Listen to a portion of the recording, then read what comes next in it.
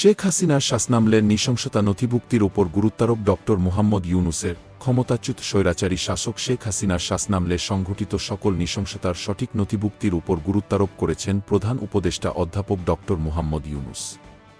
এর মধ্যে শাপলা চত্বরে আন্দোলনকারীদের উপর দমনপীড়ন, দেলোয়ার হোসাইন সাঈদীর বিরুদ্ধে রায় ঘোষণার পর আন্দোলনকারীদের উপর পুলিশের নিষ্ঠুরতা এবং বছরের পর বছর ধরে ঘটে যাওয়া বিচারবহির্ভূত হত্যাকাণ্ড অন্তর্ভুক্ত রয়েছে। রোববার ২ মার্চ রাষ্ট্রীয় অতিথি ভবন যমুনায় বাংলাদেশে জাতিসংঘের আবাসিক সমন্বয়কারী গুইন লুইস এবং জাতিসংঘ আবাসিক সমন্বয়কারীর দপ্তরের জ্যেষ্ঠ মানবাধিকার উপদেষ্টা হুমা খান প্রধান উপদেষ্টার সঙ্গে সাক্ষাৎ করতে গেলে তিনি বলেন। ড মুহাম্মদ ইউনূস বলেন, বাংলাদেশে জনগণের বিরুদ্ধে সংঘটিত সকল নৃশংসতার যথাযথ নথিভুক্তির প্রয়োজনীয়তা রয়েছে।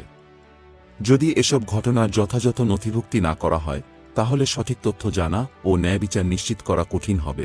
আবাসিক সমন্বয়কারী লুইস বলেন, জনগণের ওপর ঘটে যাওয়া নৃশংসতার ঘটনাসমূহ যথাযথ অধিভুক্ত করতে জাতিসংঘ প্রযুক্তিগত সহায়তা প্রদান এবং এ বিষয়ে বাংলাদেশের মানুষের সক্ষমতা বৃদ্ধিতে সহযোগিতা দিতে প্রস্তুত রয়েছে।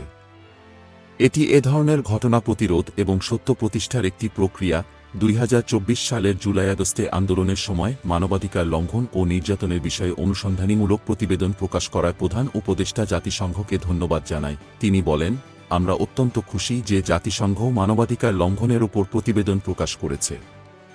এটি প্রকাশ করা সহজ কাজ ছিল না, তবে যথাসময়ে এটি তারা প্রকাশ করেছে। প্রধান উপদেষ্টাকে লুইস জানান, জাতিসংঘের মানবাধিকার বিষয়ক হাইকমিশনার ফোলকার তুর্ক আগামী ৫ই মার্চ জাতিসংঘের মানবাধিকার কাউন্সিলের ৫৫তম অধিবেশনে এই প্রতিবেদনের বিষয়ে সদস্য রাষ্ট্রগুলোকে ব্রিফ করবেন।